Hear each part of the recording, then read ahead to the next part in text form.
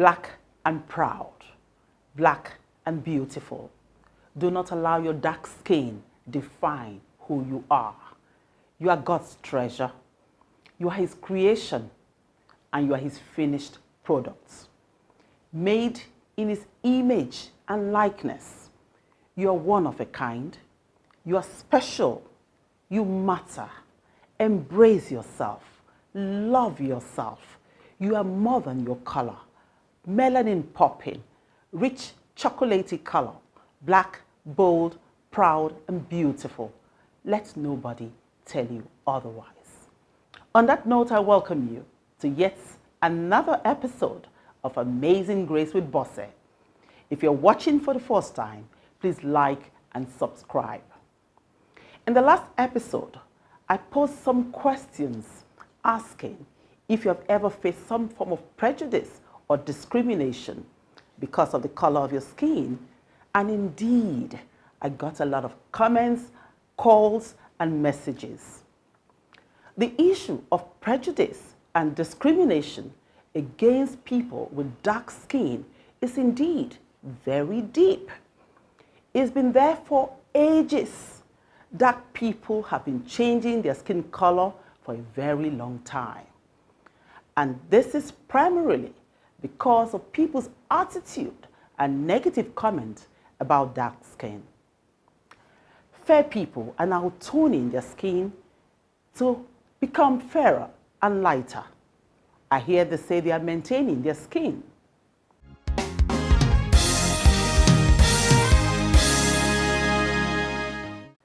In the last episode, I shared my experience of being called black and people saying that I'm not as beautiful as my light-skinned siblings.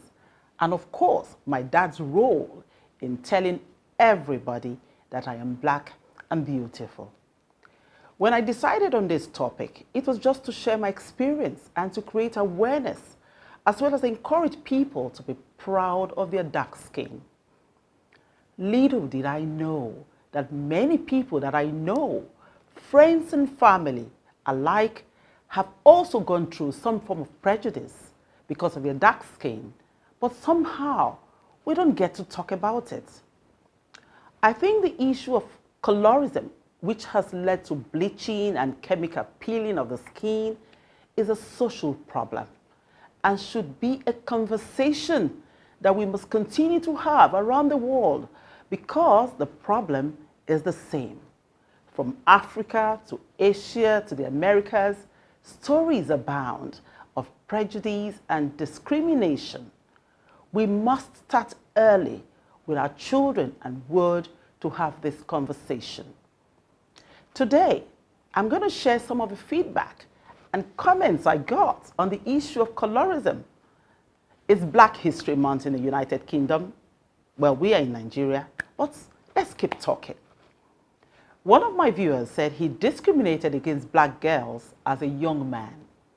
According to him, when he was not ready for marriage and was just playing the fields, he dated only black girls for fun because he knew he was never going to marry them. His ideal woman, according to him, is light-skinned. And indeed, when he was ready to marry, he married a light-skinned girl. Today, he's blessed with 4 children, 2 boys and 2 girls. And guess what? The girls are very dark like him, and the boys are fair like their mother. He said he really loves his daughters and does not see color anymore, and was going to learn from my father to always tell his children, especially his daughters, that they are black and beautiful, and hopes nobody messes up with them because of their dark skin. And guess what? He regrets those days when he thought black girls were not beautiful because his daughters are black and gorgeous.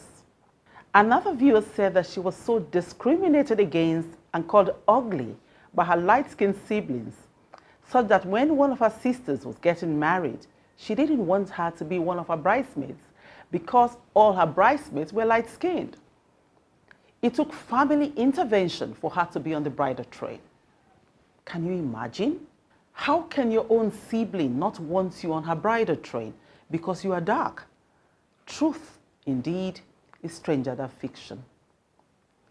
Yet another viewer said everybody in her family discriminated against her because she was the only dark-skinned one.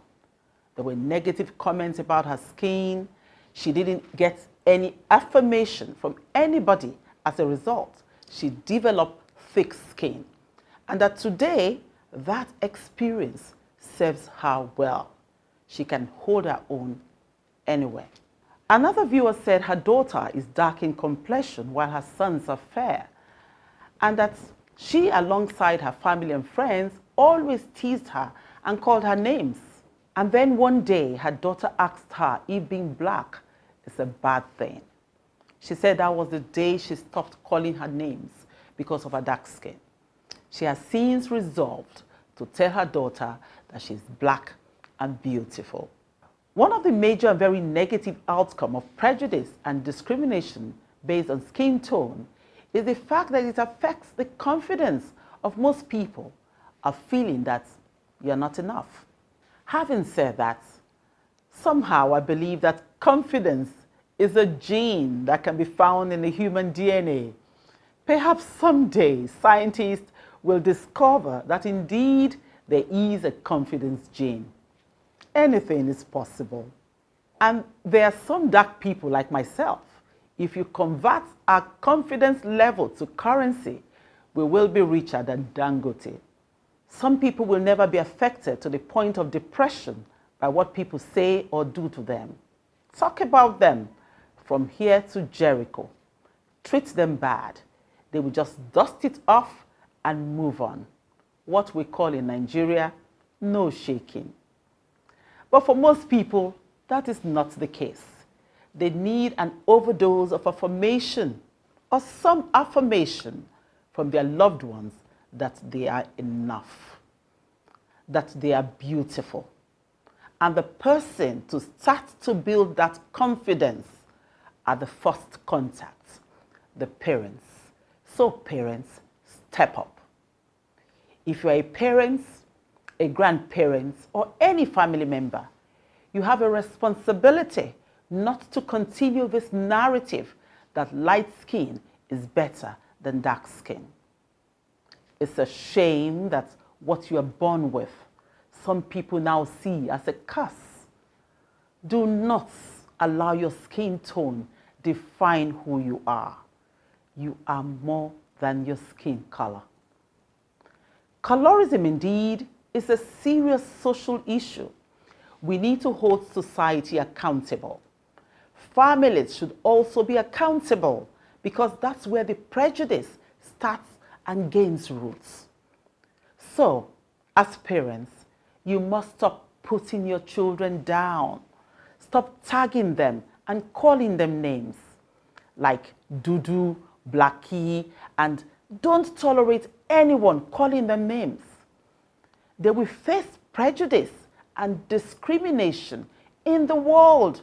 So don't join the color racists, if I may call them so, to bring your children down and make them feel less than any human being.